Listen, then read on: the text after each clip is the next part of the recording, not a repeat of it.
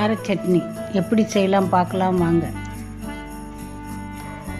ஒரு வெங்காயம் கட் பண்ணி வச்சுங்க, 2 தக்காளி கட் பண்ணி வச்சுங்க, ஒரு 10 காஞ்ச மிளகாய், சின்ன டீஸ்பூன் அளவுக்கு ஜீரகம், கொஞ்சம் பூண்டு, தேவையான அளவு பூண்டு, ஒரு 10க்கு மேலே இருக்கும் பூண்டு, சின்னதாக இருக்குது.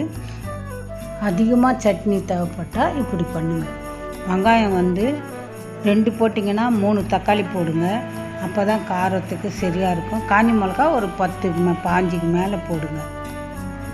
இப்போ எல்லாத்தையும் அரைக்க போகிறோம். ஜீரகம், காஞ்ச மிளகா, பூண்டு 3ஐயும் போட்டு பொடி பண்ணிக்கணும். பொடி பண்ணிட்டேன் பாருங்கள். இப்போ வெங்காயம் போடுறேன், தக்காளி,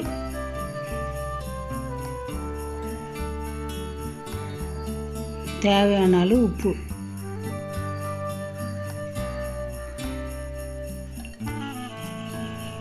இப்போ மிக்சியில் போட்டு அரைச்சாச்சு பாருங்கள். இப்படி தான் அரைக்கணும். இப்போ தேவையான அளவு எண்ணெய் ஊற்றுங்க.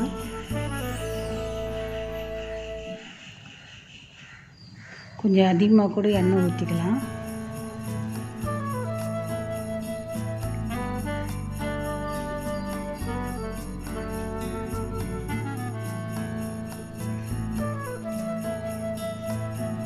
கொஞ்சம் கடுகு,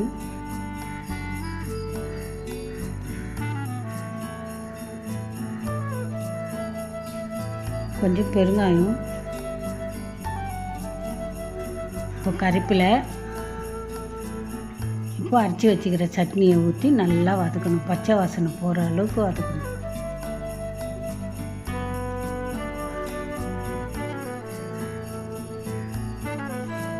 பச்சை வாசனை போக நல்லா வதக்கணும். மேலே எண்ணெய் வந்துட்டால் வெந்துச்சுன்னு அர்த்தம். தேவையான அளவு மறுபடியும் உப்பு போட்டுக்கலாம்.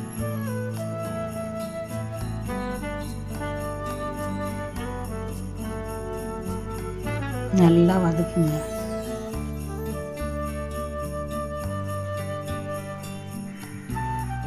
பாருங்கள், தேவையான அளவு கொஞ்சம் உப்பு கம்மியாக இருக்குது, அதனால் போட்டேன். இப்போ பாருங்கள் எண்ணெய் எப்படி வருது பாருங்கள்.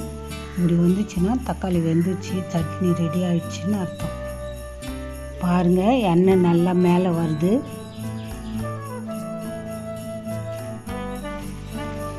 இப்போ சட்னி ரெடி.